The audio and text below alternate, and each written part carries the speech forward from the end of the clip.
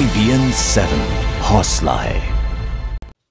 तो चलिए बड़ी खबर, महाराष्ट्र में सरकार का गठन हो गया है। पहली बार महाराष्ट्र में बीजेपी की सरकार बनी और अब से कुछ ही देर पहले वानखेड़े स्टेडियम में मुख्यमंत्री के रूप में देवेंद्र फडणवीस ने ताजपोशी की। इस मौके पर खुद प्रधानमंत्री नरेंद्र मोदी मौजूद थे। फडणवीस के साथ ही 10 सदस्यीय मंत्रिमंडल के बाकी सदस्यों ने भी पद और गोपनीयता की शपथ ली। इस मौके पर एनडीए शासित राज्यों के तमाम मुख्यमंत्री भी मौजूद थे और तमाम अटकलों पर विराम लगाते हुए खुद उद्धव ठाकरे भी समारोह में पहुंचे। क्या शिवसेना का गुस्सा खत्म हो गया है? समारोह के बाद सबसे बड़ा सवाल यही है और अब इसी सवाल से हम आगे बढ़ेंगे, चर्चा को आगे बढ़ाएंगे, जानने की कोशिश करेंगे कि क्या गुस्सा खत्म हो गया है। कमाल की बात तो नवजोत ये है कि चंद्रहास जी बार बार इसी सवाल से बच रहे हैं, वो बताना नहीं चाह रहे कि गुस्सा खत्म हो चुका है। देखिए उद्धव जी तो वहां पूरे परिवार के साथ पहुंच गए हैं। उन्होंने सम्मान सहित बुलाया तो उनको जाना चाहिए, ऐसी कोई बड़ी बात नहीं है। लेकिन इससे पहले तो विरोध हुआ था ना कि हमको बुलाया नहीं गया। जिस तरीके से बुला रहे थे उस तरीके से उनका जाना भी ठीक नहीं था। जिस तरीके से अमित शाह जी ने उनको पार्टी के प्रमुख हैं और उन्होंने उनको टेलीफोन करके बुलाया तो उनका जाना अच्छा था, जाना भी चाहिए। ठीक है प्रदीप जी, इसको हम ये समझे खुली पलक में झूठा गुस्सा, बंद पलक में प्यार? नहीं, मजबूरी ज्यादा है। देखिए कोई मजबूरी बार बार मत कहो, आप मजबूरी नहीं है। देखिए मुझे जो कहना है मैं कहूंगा, आपको जो नहीं आप ऐसे कुछ मत कहो। मजबूरी नहीं, हमको जो कहना है वो हम कहेंगे, आपसे देखिए थोड़ा कहेंगे। मजबूरी का सवाल नहीं है, आपसे पूछ के नहीं बोलने के लिए आप भी बोल सकते हैं, वो भी आजाद है, वो एक न्यूट्रल वॉइस है, इसीलिए वो यहाँ पर अपनी राय रख रहे हैं। जी प्रदीप जी। उसके अलावा उनके पास कोई विकल्प नहीं है। अगर महाराष्ट्र की राजनीति में रेलेवेंट बने रहना है उद्धव ठाकरे को, शिवसेना को, तो बीजेपी के साथ जाने के अलावा कोई विकल्प नहीं है। मान लीजिए कि अगर बीजेपी के साथ नहीं जाते हैं तो उनको एक फायदा यह है कि विपक्ष का स्पेस उनको मिलेगा। बड़ा दल है बीजेपी के बाद सबसे बड़ा दल, उसका फायदा मिलेगा। लेकिन केंद्र की सत्ता से बाहर होंगे, राज्य में तो नहीं होंगे, मुंबई की सत्ता से भी बाहर होंगे।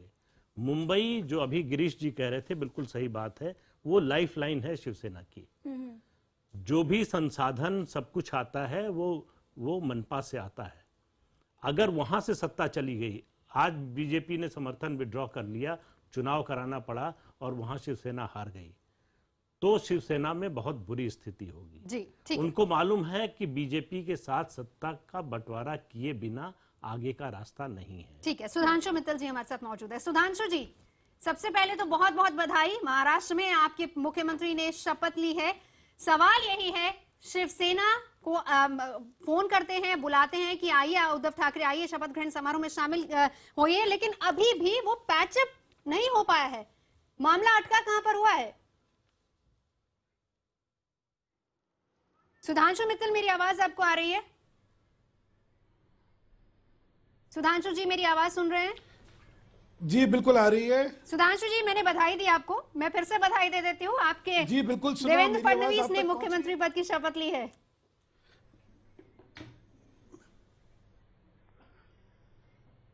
जी बहुत धन्यवाद। आज 1980 में एक देखा हुआ स्वप्न पूरा हुआ। 34-35 साल पहले इसी मुंबई महानगरी में अटल जी ने एक स्वप्न देखा था और एक कहा था कि ये कमल खिलेगा, और देखिए 35 साल बाद वाकई वो कमल खिला। एक बहुत लंबा संघर्ष रहा है ये जी। एक बात और आज मुझे इस शपथ विधि समारोह को देख के ध्यान आया जी कि एक युगांतर जिसको बोलते हैं, एक नए युग का उदय, एक नई पीढ़ी का सामने आना। इस सफर में बहुत लंबे अरसे तक मुंडे जी, प्रमोद जी, राम नायक जी, ऐसे बहुत बड़े बड़े नेता भाजपा के थे जिन्होंने कि उस समय में भाजपा को आगे अग्रसर रखा। और आज जो है ये सारा नेतृत्व और सारा उत्तरदायित्व एक नई पीढ़ी पे और एक बड़ी उत्साहित पीढ़ी पे दिया गया है। और शायद भाजपा की सफलता का कारण भी यही है कि समय के हिसाब से एक जनरेशनल चेंज अपने आप होता जा रहा है, राज्यों में हो रहा है और एक नई उम्मीद पैदा हो रही है। मुझे लगता है कि महाराष्ट्र की जनता ने जिस बदलाव के लिए और जिस नई राजनीति के लिए अपना जनादेश दिया है, वो ये मंत्रिमंडल उसको सुधांशु जी, शिवसेना साथ है नहीं है, स्थिति क्लियर नहीं की अभी तक किसी भी तरफ से, दोनों तरफ से क्लियर नहीं है। आप लोग इनवाइट करते हैं, वो वहां पर आते हैं, लेकिन क्या सरकार में शामिल होंगे या नहीं?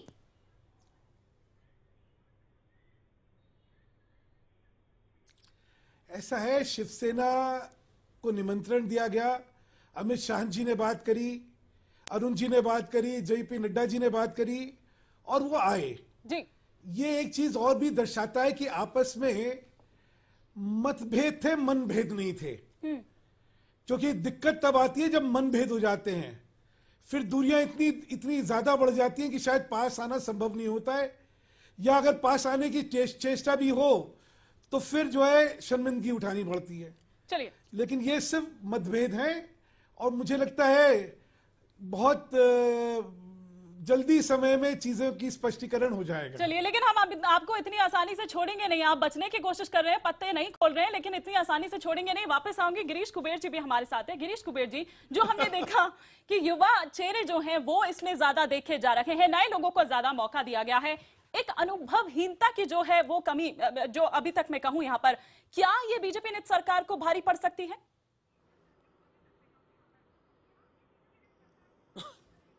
नहीं, ये सवाल तो नहीं है। और ये जो नए चेहरे, नए जनरेशन चेंज वगैरह की हम बात कर रहे हैं, वो एक अपनी जगह ठीक है, लेकिन उसमें असली वजह ये है, और मैं पूरी जानकारी के साथ कह सकता हूं कि भाजपा का जो यहाँ के जो वरिष्ठ नेतागण हैं वो एक तरह से बदनाम है। ये पहले हमें पूरी तरह से मान्य करना पड़ेगा। महाराष्ट्र में पिछले 10 साल से ऑपोजिशन और सत्ताधारी, इसमें से कुछ जो एक थोड़ा सा डिफरेंस होना चाहिए था, वो पूरी तरह से मिटाया गया था। शरद पवार जैसे नेता ने जाहिर तौर पे पब्लिक स्टेटमेंट किया था कि भाजपा के नेता पूरी तरह से कॉन्ट्रैक्ट और इसमें ही जुटे हुए हैं और वो सरकार से पूरी तरह से हाथ मिलाए हुए बैठे हैं। तो ये जो जनरेशनल चेंज है, वो मोदी और वो हम सब बात करें, ये इसलिए नहीं हुआ है कि जनरेशन चेंज करना है। भाजपा का अगर नया चेहरा देना पड़ेगा तो ऐसे ही लोग लाने पड़ेंगे जो बदनाम नहीं थे। और उसमें से 10 सालों में एक ही आदमी भाजपा का ऐसा था कि वो पूरी तरह से कॉन्ट्रैक्ट और वो रियल एस्टेट और वो बाकी की झमेले में नहीं पड़ा था, और वो था देवेंद्र फडणवीस। इसलिए उसको चुना गया है। और वो जो अनुभवी है वगैरह वो तो सब हो जाएगा, लेकिन अनुभव जब मोदी मुख्यमंत्री हुए थे तब कहाँ उनको अनुभव था। चलिए, बिल्कुल, मैं प्रेमचंद मिश्रा जी के पास भी जाऊंगी, हमारे साथ कांग्रेस की ओर से वो जुड़े हैं, लेकिन पहले मैं प्रदीप जी के पास यहाँ पर आना चाहूंगी। गिरीश कुबेर जी ने जो कहा, आप इस बात से सहमत है? क्योंकि अगर हम मोदी जी की बात करें तो कैंपेनिंग के दौरान लगातार वो कहते रहे कि महाराष्ट्र और मुंबई की जो मजबूती है वो राष्ट्र की मजबूती उसी पर निर्भर है। तो ऐसे में जो ये अनुभवहीनता की हम यहाँ पर बात कर रहे हैं, जो नाम, जो चेहरे यहाँ पर सामने आए हैं, क्या लगता है इस तरह से महाराष्ट्र का विकास होगा? नहीं, बिल्कुल। देखिए, गिरीश जी जो अभी बात कर रहे थे, मैं उससे पूरी तरह सहमत हूँ। पूरी महाराष्ट्र की राजनीति ही ऐसी है। वहां किसी पार्टियों में केवल नाम का अंतर है, बाकी सबके धंधे चलते हैं और सब एक दूसरे की मदद करते हैं उसको चलाने में। सरकार किसी की हो, किसी का व्यवसाय रुकता, धंधा रुकता नहीं है। तो ऐसे में पार्टी का एक नया चेहरा जो इन सब से न जुड़ा हो, उसको लाने के लिए, पूरी पार्टी की छवि बदलने के लिए देवेंद्र फडणवीस को आगे लाया गया है।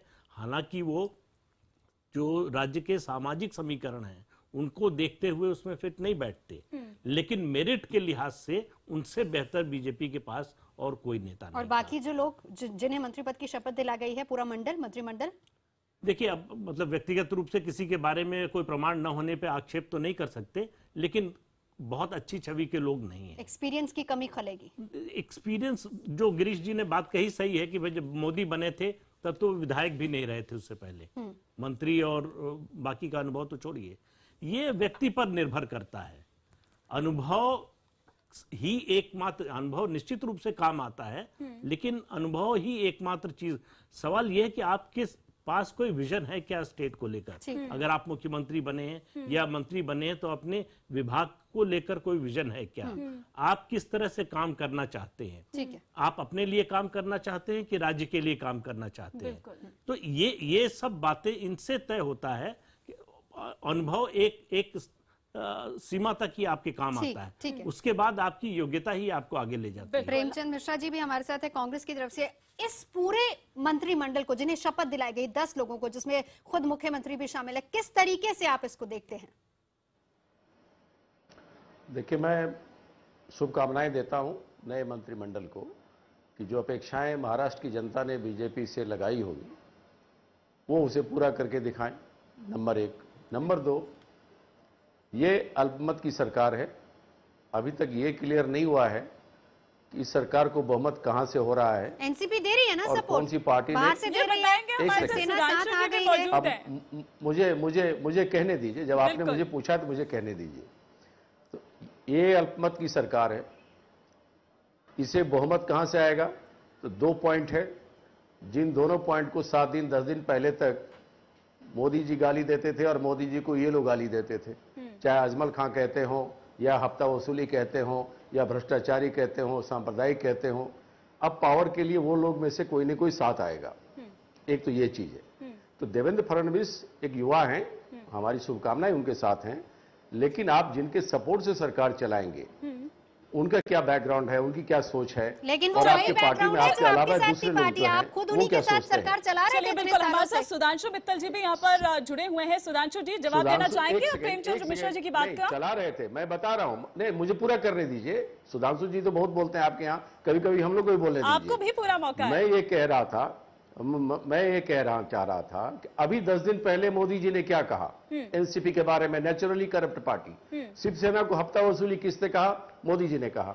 मोदी जी को अजमल खां किसने कहा? अगर शिवसेना आपको ने इतनी कहा। तकलीफ हो रही है ये तो क्यों अलग तमाम हो गए ऐसी थे? चीजें हैं। मैं बता रहा हूं, मैंने ये नहीं कहा था पवार जी को, मैंने एनसीपी को नेचुरली करप्ट पार्टी नहीं कहा था, मैंने एनसीपी को नेचुरली करप्ट पार्टी नहीं कहा था। तो ऐसे मतभेद जिन्होंने कहा था वो साथ हो रहे हैं। तो मतभेद क्यों हो गए? नंबर 2 सबसे वैलिड पॉइंट, जो आडवाणी जी ने कहा था कि नरेंद्र मोदी जी एक बड़े इवेंट मैनेजर हैं, आज फिर प्रूव हुआ। इतने करोड़ों रुपए खर्च करके ओथ लेने की क्या जरूरत है? आप एक तरफ देवेंद्र फडणवीस को बता रहे हैं युवा हैं, ईमानदार हैं, गड़बड़ काम में कभी नहीं रहे हैं, तो आज ओथ सेरेमनी में जो ये करोड़ों रुपए खर्च हुए हैं, ये क्या महाराष्ट्र सरकार के खजाने से जा रहा है? ये कौन सी परिपाटी आरंभ की जा रही है महाराष्ट्र में बीजेपी के द्वारा? ये बार बार मुस्कुराते हुए जो हमारे बीजेपी के बड़े भाई दावा करते हैं, ये भी बताना चाहिए कि ये ब्लैक मनी है, व्हाइट मनी है, गवर्नमेंट का पैसा है। इतने बड़े लैविशली प्रेमचंद मिश्रा जी, क्या जरूरत थी? आपके बहुत से मुख्यमंत्री बने हैं, आप लोगों ने भी शपथ ग्रहण समारोह को एक महोत्सव की तरह बनाया है। तो बड़ा सवाल यहाँ पर प्रदीप जी मैं आपसे ही जानना चाहूंगी, अब क्या खिसियानी बिल्ली खंबा नोचे वाली बात हो रही है इनके लिए? बिल्कुल, देखिए इस मौके पर इस तरह की सुधांशु जी आ रहे हैं बात आपके पास। को अगर अवॉइड कर सकते थे प्रेमचंद जी तो ज्यादा अच्छा होता। देखिए इसका मैसेज जो जनता है उसमें बहुत अच्छा नहीं जाता है। अगर आप अपने ही मुख्यमंत्रियों को याद कीजिए किसने कब कहां कैसे शपथ ली थी, तो आपको लगेगा कि आप जो कह रहे हैं वो वाजिब बात नहीं है। दूसरी बात यह है कि जनतंत्र में इस तरह के मौके एक समारोह होते हैं और ये ठीक है बात, मतलब सिद्धांत रूप में इसमें कोई बुराई नहीं है कहने में कि जितना सादा हो, जितना कम खर्च में हो उतना अच्छा है।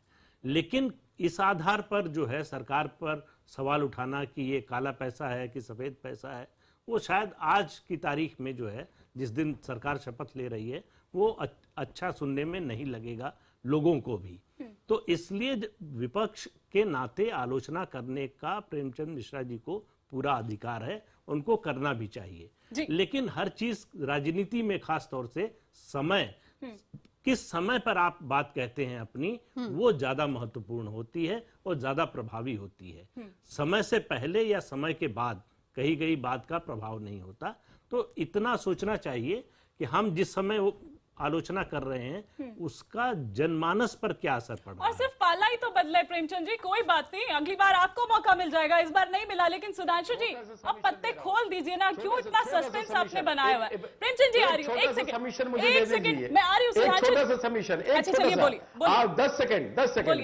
10 सेकंड में कहना चाह रहा हूँ। आज ही पूरे देश के अखबारों में छपा है, मोदी सरकार जी ने फिजूल खर्ची पर रोक लगाने के आदेश दिए हैं। अब 5 स्टार होटल में मीटिंग नहीं होंगी, खर्चे कम किए जाएंगे, हवाई जहाज से ज्यादा ट्रेवल नहीं होगा, विदेश का दौरा नहीं होगा। जहां एक तरफ आपने इतनी बड़ी चिंता प्रकट की है कि कैसे फिजूल खर्ची रोका जाए, वहां आप दूसरी तरफ इतने लैविशली खर्च करके बात कर रहे हैं। तो आपके कथनी और करनी में फर्क है। ठीक है, सुधांशु जी जवाब दे दीजिए, और कुछ नहीं। संक्षेप में 10 सेकंड आपके पास है, जवाब दे दीजिए इनका 10 सेकंड में, लेकिन हमें ब्रेक पे जाना है।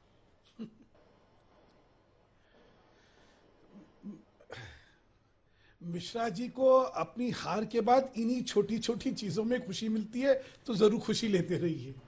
मुझे हमेशा लगता है कि राजनीति में जनादेश का सम्मान करना चाहिए और दूसरा जो एक भावनाएं होती है उसके हिसाब से चलना चाहिए। लेकिन अगर आपको अब यही सब की प्राथमिकता है तो कृपा करके बोलते रहिए।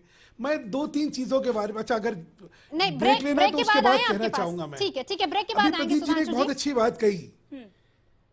सुधांशु जी ब्रेक लेना है, मजबूरी में वापस आप ही के पास आऊंगी, छोटे से ब्रेक के बाद लौटते हैं।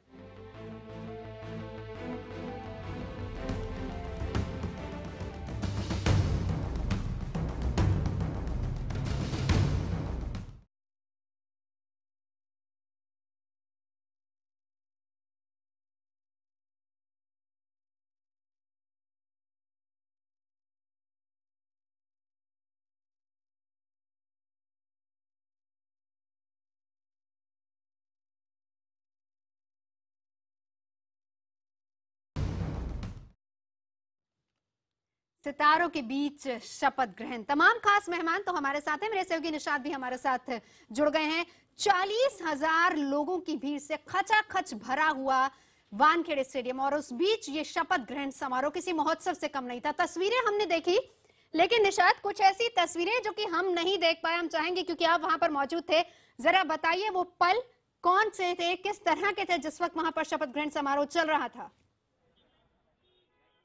बिल्कुल जो देखिए यहाँ पर इस तरह से कहें कि पहली बार करीब 15 साल बाद इस तरह से मौका मिला था भारतीय जनता पार्टी को, और महाराष्ट्र भर के तमाम कार्यकर्ता अपने अपने तरीके से यहाँ पर पहुंचे थे। देखिए यहाँ पर 2 तरह की भीड़ थी, एक तो नए मुख्यमंत्री को देखने के लिए एक बड़ी भीड़ यहाँ पर जुटी थी, साथ में नरेंद्र मोदी को देखने वाले भी जो भीड़ थी एक बड़ी संख्या में सड़क किनारे खड़ी रही। हालांकि कोशिश इनकी जरूर थी कि अंदर जा सके, लेकिन एक सीमित संख्या में तमाम लोगों को अंदर इंटरेस्ट मिल पा रहा था, और शायद यही वजह थी कि थोड़ी दिक्कत लोगों को थी, थोड़ी मायूस जरूर थे।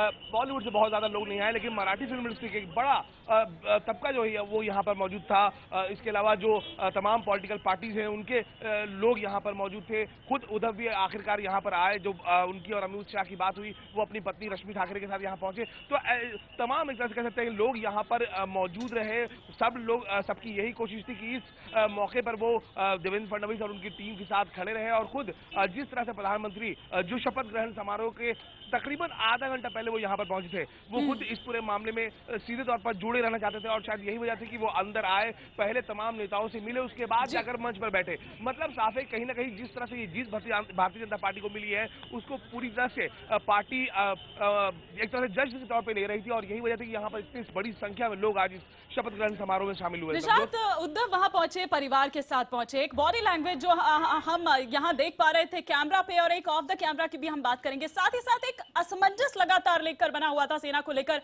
ऐसा क्यों, आखिर वक्त तक क्यों?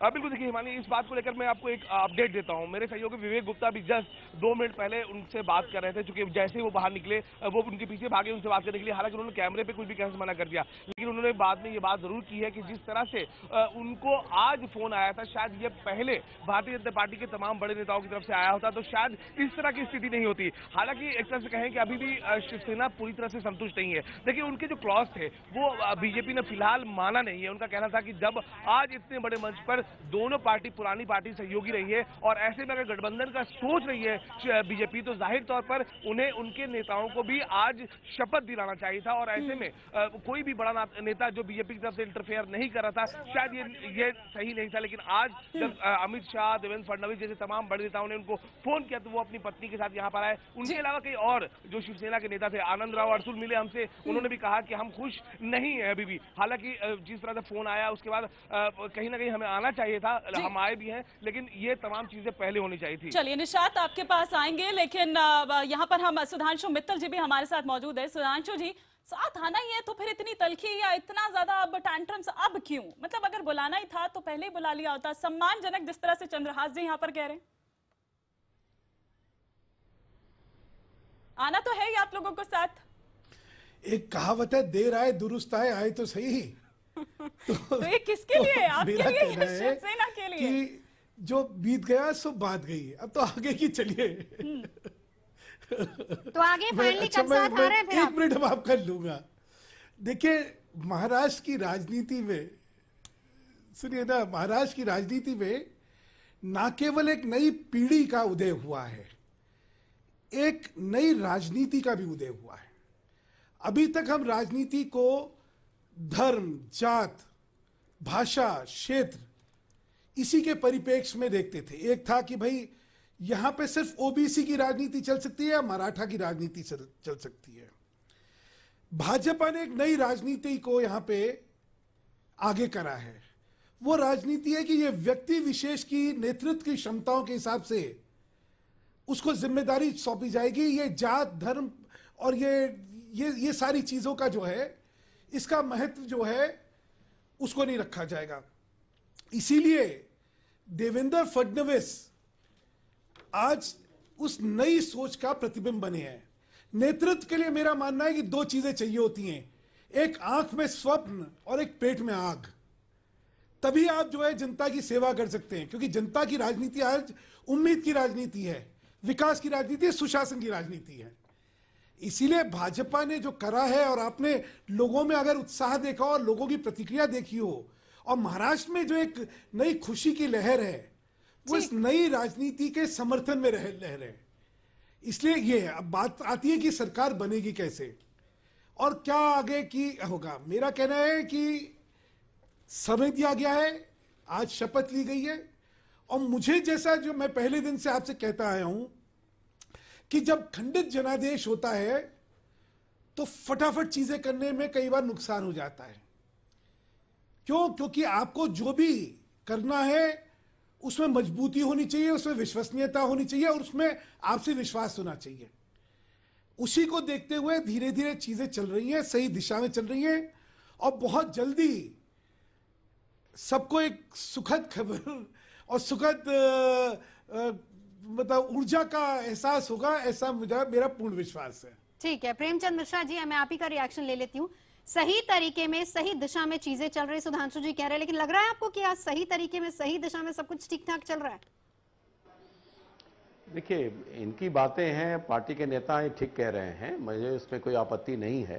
कहीं ना कहीं बातचीत इनकी चल रही होगी, लेकिन मेरा मानना है कि शासन, कोई भी शासन, कहीं ना कहीं अगर नीतिगत आधार पर उसमें सामंजस्य है, वैचारिक लेवल पे समानता है, और नेतृत्व को कहीं न कहीं आपस में मिसट्रस्ट नहीं है, तो शासन चलाया जा सकता है। लेकिन हाल के दिनों में जो कटुता एनसीपी, बीजेपी, शिवसेना बीजेपी में देखने को मिला है, मैं ये नहीं कह रहा हूं कि ये अनहोनी बात है, इस तरह की कई उदाहरण पहले भी इस देश में हमने देखा है। लेकिन आपने जिस शब्दों का प्रयोग किया है, एक तरह से महाराष्ट्र की जनता में आपने मैंडेट लिया कि ये धोखेबाज है, एक को कहा ये पूरा भ्रष्ट है, हफ्ता वसूली करता है। अगर ऐसे लोग फिर बैठते हैं तो कहीं न कहीं उस देवेंद्र फडणवीस जिसको लेकर इतना महिमा मंडन हम कर रहे हैं, हमारी भी शुभकामनाएं हैं, यंग टैलेंटेड आदमी हैं, बेहतर प्रयोग बीजेपी ने किया है, भगवान उनको सफलता दे, अच्छा काम करें और जनता से किए वायदे पूरा करें। लेकिन इन चीजों को, वो चुनौतियां उनके समक्ष आएंगी, तब वो सरकार की छवि क्या होगी, सवाल ये है। और महाराष्ट्र की जनता ने आपको मैंडेट अगर दिया है, और मैंडेट देने के बाद अगर आप फिर से आप गलत लोगों को साथ लेते हैं, तो फिर आपको जनता को बात का जवाब भी आपको देना पड़ेगा। तो शासन के लिए सिर्फ सत्ता के लिए अगर आप मिलने जा रहे हैं कि नहीं हमको पावर चाहिए, तो फिर तो कुछ भी हो सकता है। वैसे प्रदीप जी, ऐसे बहुत प्रेमचंद मिश्रा जी माफ कीजिएगा, ऐसे बहुत से उदाहरण आपकी सरकार में भी कायम है कि जब सत्ता के लिए भी आप बहुत ऐसे लोगों के साथ चले गए जहां पर आपके मनभेद भी थे, मतभेद तो छोड़िए, मनभेद भी थे, उनको भी आप साथ लेते चले गए। जी चंद्रहास जी, मैं आपसे जानना चाहूंगी, जानना चाहता था। ये बात कर रहे थे कि इन्होंने शब्द बोला, बीजेपी ने बोला, शिवसेना ने बोला, शरद पवार जी ने 1999 में सोनिया गांधी का विरोध करके पार्टी बनाई थी, फिर उन्होंने आपने गले लगा लिया, क्यों लगाया?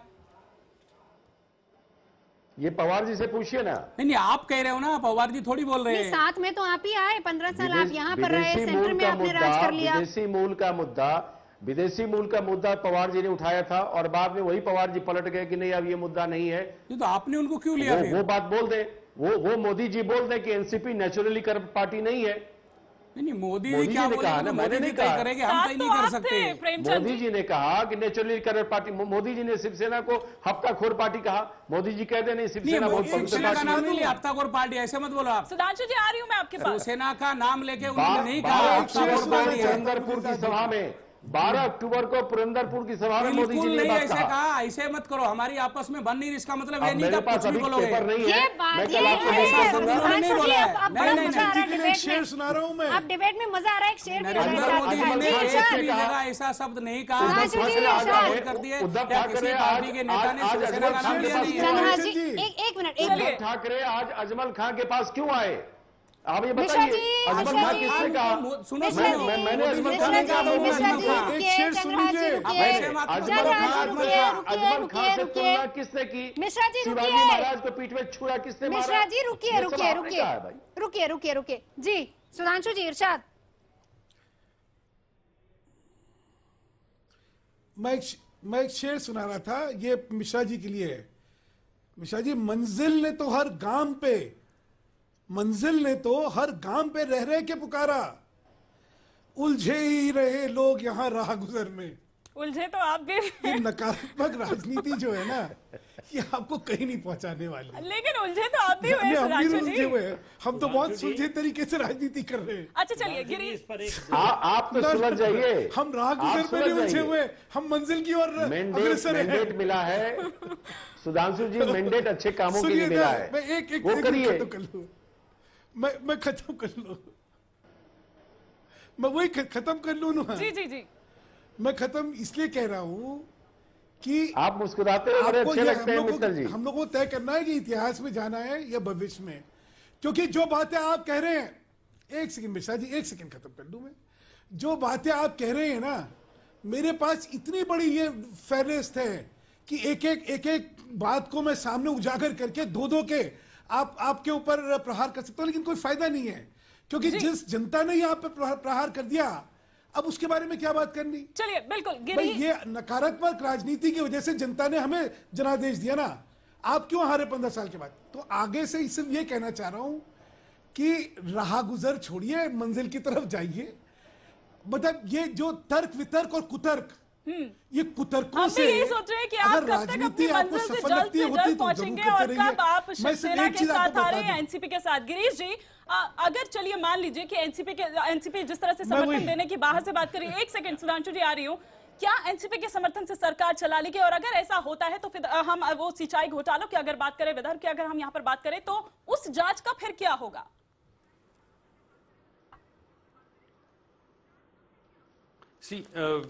देखिए, जब मतगणना हुई थी तभी उसी दिन मैंने कहा था कि एनसीपी सीधा समर्थन नहीं देगी, एनसीपी एब्स्टेन। हाँ बताइए। हाँ आप बोलिए गिरीश जी। हाँ, तो सवाल तो यह है कि अगर एनसीपी के जो कुछ विधायक है या एनसीपी की जो कुछ विधायक है, अधिवेशन में जब बहुमत का प्रस्ताव आएगा तब आएंगे ही नहीं, तो अपने आप विधानसभा में भाजपा के बहुमत सिद्ध हो जाएगा। तो इतना जरूरी नहीं है कि एनसीपी पूरी तरह से समर्थन दे।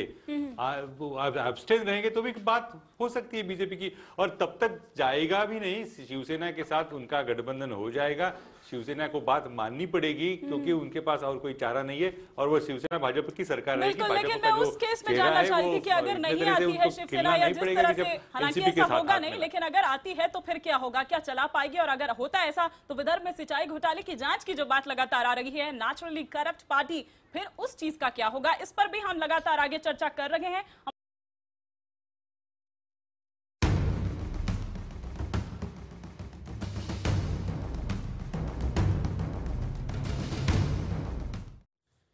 तो सितारों के बीच शपथ ग्रहण समारोह हुआ और देवेंद्र फडणवीस महाराष्ट्र के मुख्यमंत्री के तौर पर उन्हें पद और गोपनीयता की शपथ दिलाई गई। गिरीश जी हमारे साथ हैं, लोकसत्ता के एडिटर हैं। गिरीश जी, मैं आपसे जानना और समझना चाहूंगी, 44 साल की उम्र और इतनी सी उम्र में इतनी बड़ी सफलता, बहुत से पड़ाव आए देवेंद्र फडणवीस की जीवन में भी, लेकिन इतनी सफलता हासिल की, श्रेय किसको जाता है और इस शख्सियत को किस तरीके से आप बयां करेंगे?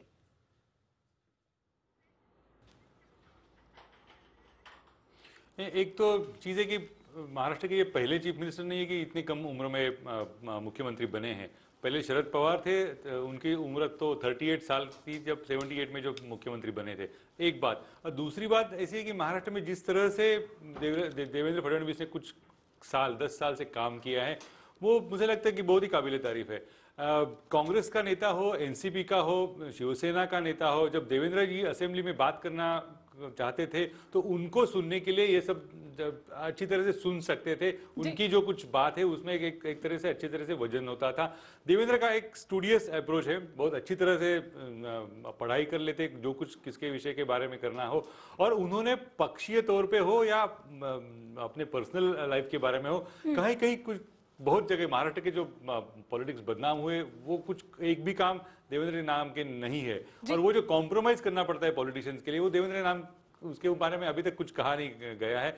तो ये सबसे बड़ी उनकी अहम जो यूएसपी रहेगी, तो ये है कि अनकॉम्प्रोमाइजिंग गिरीश जी। प्रदीप जी, एक बहुत छोटे से उसमें मैं आपसे ये जानना चाहती हूँ कि अब तक राज्य में अगर हम देखें तो ब्राह्मण सीएम एक ही रहे हैं, मनोहर जोशी, उनके बाद अब हम यहाँ पर देवेंद्र फडणवीस को देख रहे हैं, लेकिन वो रिमोट कंट्रोल बनकर रहे थे बाल ठाकरे के। अब ऐसे में यहाँ क्या आप देख रहे हैं कि फ्री हैंड दिया जाएगा या नहीं? यहाँ पर भी आप कुछ रिमोट कंट्रोल वाला सीन देखते हैं?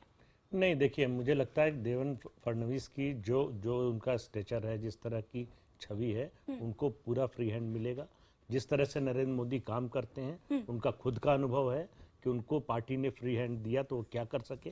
तो ऐसे में देवेंद्र फडणवीस को निश्चित रूप से फ्री हैंड मिलेगा और उनको काम करने का और अपने तरीके से काम करने का निश्चित मौका मिलेगा। बहुत बहुत शुक्रिया प्रदीप जी आपका, चंद्रहास जी आपका, प्रेमचंद जी आपका बहुत शुक्रिया, और गिरीश जी, सुधांशु मित्तल जी बहुत बहुत शुक्रिया आप सभी का चर्चा में जुड़ने के लिए। फिलहाल यहाँ पर हम रुकेंगे एक ब्रेक के लिए।